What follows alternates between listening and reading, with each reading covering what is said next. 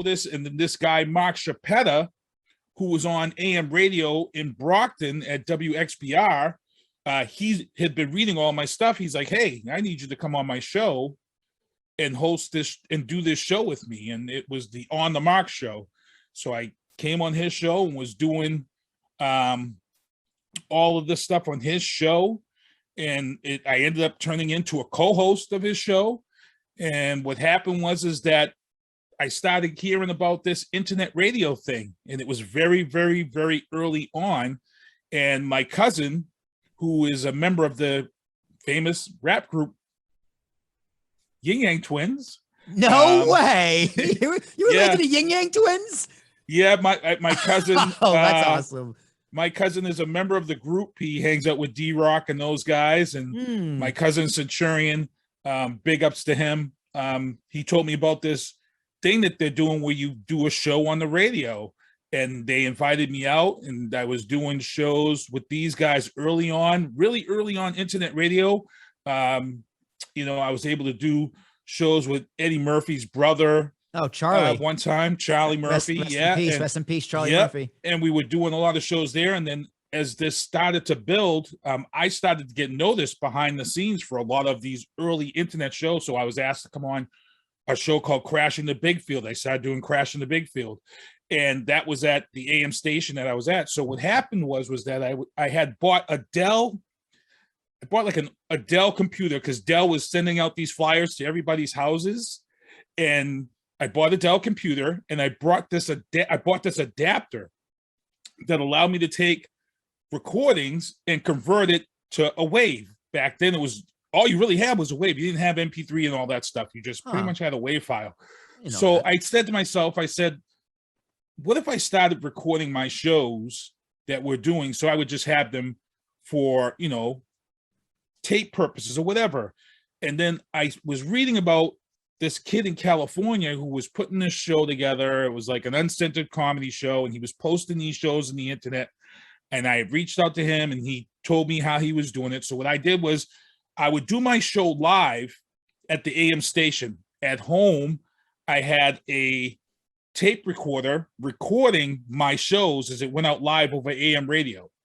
When I came home, I would take that cassette recording and put the aux cable to my laptop, and then I would convert it to a wave. Back then, I had found a website where you could upload your files or footage or waves of that sort. And you really didn't get much space. I mean, back then it was a lot of space, but it's not much today of what we get now. And I was storing shows. I could store like 5 shows, and then it would be maxed out, and I would have to delete shows and put new shows in. It was very time consuming because, like I said, I was recording the show at home, converting it, and then what ended up happening was they came up with this other thing where I could bring a mic. So I brought a Radio Shack mic to the studio. Oh my God, Radio Shack. There's a throwback. Yep. I bought this mic at Radio Shack and put it into my computer, ran my aux cord to the mixer in the studio to my producer while I was on there live. And I started recording right from the mixer of the studio while we were doing the show live. What that allowed me to do, it speeded up the whole process because it allowed me to just take that raw show, make my edits, and then turn it over into a WAV file and then post it on this site. Then eventually Ustream came out. Once Ustream came out, it allowed me to add video, and it just went on from there. And I started covering sporting events. I went down to Connecticut and I was covering Bellator. If you go on YouTube and search Sinister One Productions, you'll see my interview with Bjorn Rebney of Bellator way back. And you're going to say, like, holy Christ, this guy really was doing this way back. I was covering hot stove events for the Brockton Rocks here in Brockton. And I would show up with my equipment. I had my laptop, I had a mic, and I had a little 8-bit like camera that I used to bring with me. And it was just enough to just get the job done.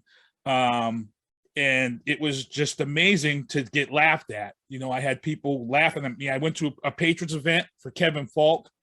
I showed up with all my little equipment, and, you know, guys from the Herald are there, guys from the Globe were there. They were writing stuff down on paper. And here I am with my laptop and my video, and I'm doing these video interviews and putting them up on the internet which was very small at that time, and it took off from there. So the next thing that happened is I got invited to a show called Sports Page with Joe O'Neill, which was out of Marshfield Community Cable Access. And he asked me, what could I do to bring to a show? And I said, well, I can post your show and broadcast it live on the internet. And the producer in the studio says, there's no way you can do that. You can't broadcast a show over the internet. I said, yes, I can. I said, I have a Ustream account and the show will go out over the internet. So what I used to do is we would do this show at the cable access studio. I would set up my laptop facing us with a webcam. And at that time, I think Logitech had just come out with an updated webcam. And I bought that. I hooked that up to my laptop. Always had to make sure I had a Ethernet cable. So I always carried around a 40-foot Ethernet cable with me in my laptop bag. So wherever I could go, I could reach whatever modem was nearby. You can get internet. Very, very important. I would plug that internet in because at that time we were still having, some people still had DSL, back then. So I would plug that Ethernet cable in, set it up, and we were broadcasting live. And the guy was like, where's this show going? I'm going, it's going on the internet on Ustream.